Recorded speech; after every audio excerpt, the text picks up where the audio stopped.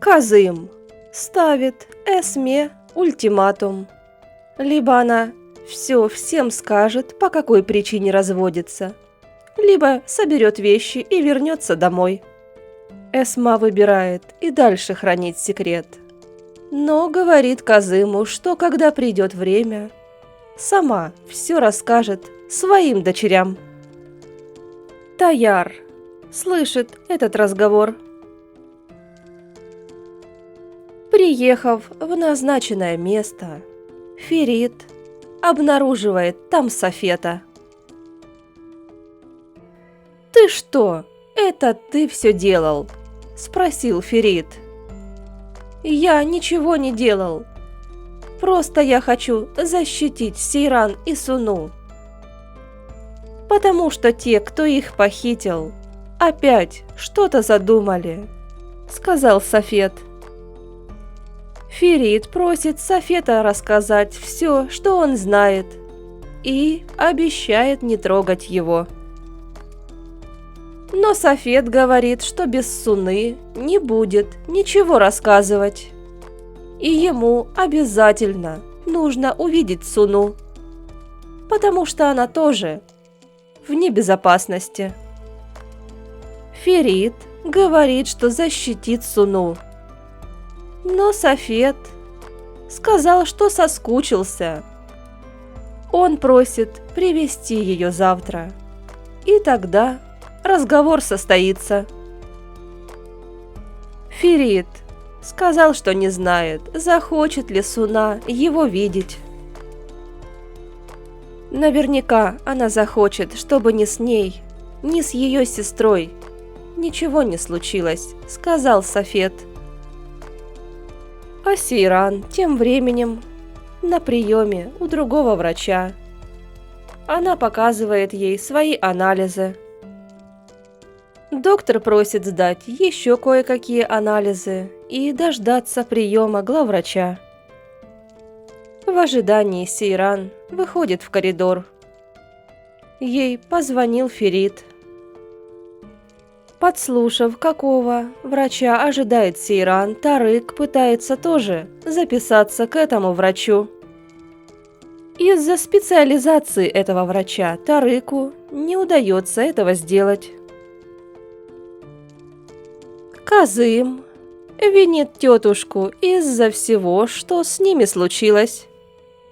Хатуч отвечает ему, что тот засиделся и ему пора домой. С чемоданами вышла Эсма. «Пойдем, оставим этот дом в покое», — сказала она Казыму. «Я покажу тебе дома покой», — говорит ей Казым. «Спасибо зятю, хоть телефон подарил», — сказала Эсма. Суна просит мать остаться, но та говорит, что идет с Казымом по собственной воле. На улице Мазлун забирает у Эсмы чемодан. Сейран, врач говорит, что по этим данным ее диагноз верен. Он спрашивает, говорила ли она с семьей, и советует ей отличного психолога. Выйдя из кабинета врача, Сейран дает охранникам поручение, а сама идет к уборной, где ее ожидает неожиданный сюрприз. Появляется Тарык и берет Сейран за руку. Испуганная Сейран начинает искать в сумочке телефон. Но Тарык просит не бояться его. Говорит, что их встреча совпадение. Далее он поспешил уйти, пожелав скорейшего выздоровления. А Сейран села и горько заплакала. Приехавший домой Ферит вызывает на разговор Суну. Ферит говорит Суне, что им нужно срочно поговорить, пока не пришла Сейран. Он признается ей, что на самом деле ничего не позади. Отец Акына жив и строит дальнейшие планы. Далее Ферит говорит, что есть человек, который все знает, но без нее ничего не скажет. Ферит рассказал про случай с Софетом. И вдруг на Суну нахлынули тяжелые воспоминания. Как отец обманом привез ее в дом Софета. Суне становится нехорошо. Ферит обнял ее. Суна говорит ему, что все сделает, потому что он будет рядом с ней и не оставит ее. Кая тем временем увидел, как Суна и Ферит обнимаются. Ничего не сказав, он направился в дом и продолжил наблюдать из окна. Казым привез Эсму домой. С порога он начинает на нее кричать и заказывает такой ужин, как был в Антепе. Мазлуну Казым велит быть рядом с Эсмой.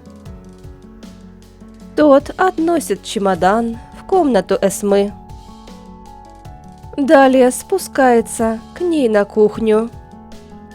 Он говорит, что видел ее с дочерью, и та совсем не похожа на Казыма. Хатуч спрашивает у Каи, что тот грустит, и Кая рассказывает, что Суна обнимается с Феритом. Тетушка направляется на улицу разбираться с племянницей.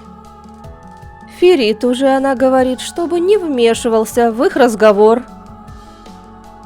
Хатидже привела Суну в комнату и велела рассказать, почему та шатается с мужем сестры.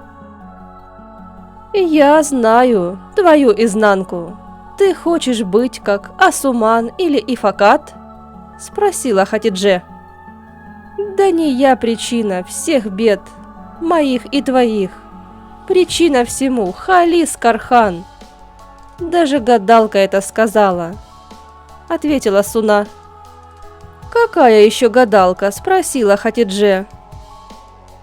«То, что сказала эта женщина, сбылось все в точности», – говорит ей Суна. И рассказала про Фикрие.